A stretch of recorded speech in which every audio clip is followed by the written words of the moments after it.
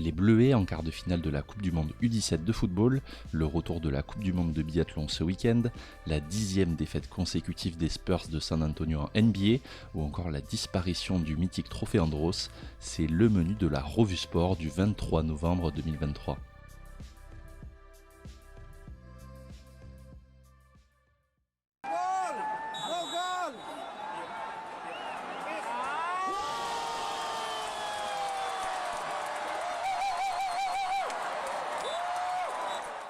Direction les quarts de finale de la Coupe du Monde pour l'équipe de France de football U17. Les hommes de Jean-Luc Vanucci sont venus à bout du Sénégal au tir au but, après s'être quittés dos à dos à la fin du temps réglementaire. Dominateurs, les Sénégalais ont poussé mais ont manqué de réalisme lors de cette seconde période.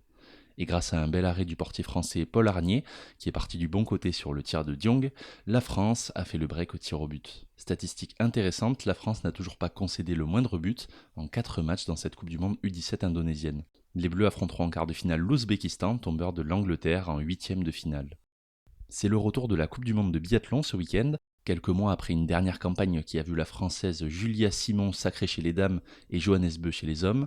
Les biathlètes sont de retour pour en découdre à Östersund, en Suède. Le Norvégien Bö a été particulièrement impressionnant et intouchable l'année dernière, avec 16 victoires et 18 podiums en 21 courses. Le Français Quentin Fillon-Maillet, vainqueur du Globe en 2022, entend bien jouer les troubles faits cette année et retrouver le sommet mondial. Julia Simon sera quant à elle l'une des favorites à sa succession cette année, même si des noms comme Dorothea Weirer, Lisa Vitozzi ou encore Ingrid Trandevold seront là pour la challenger. C'est aussi le grand retour de Justine Brezas-Boucher, qui revient de congé maternité et qui entend bien rapidement retrouver son statut sur le circuit.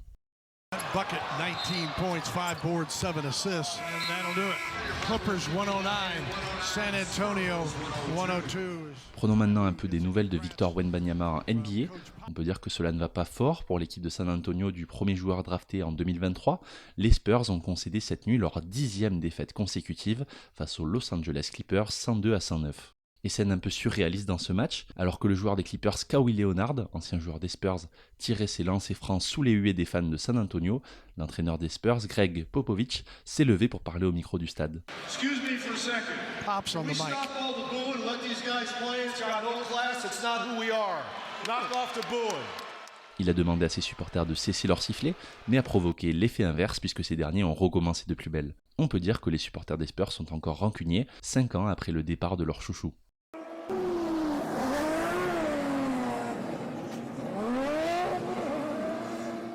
Et c'est une bien triste nouvelle dans le monde de la course automobile.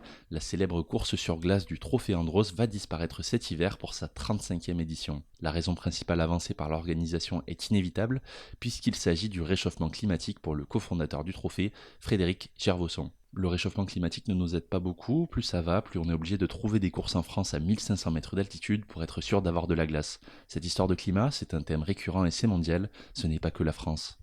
Pour cette dernière danse du Trophée Andros, 5 courses sont prévues cet hiver. Tout débutera à Val Thorens le 9 décembre, avant que les pilotes ne se rendent à Isola 2000 puis en Andorre. Ce sera ensuite l'Isère et Lens-en-Vercors qui accueilleront l'avant-dernière étape avant le grand final à Superbès le 27 janvier prochain.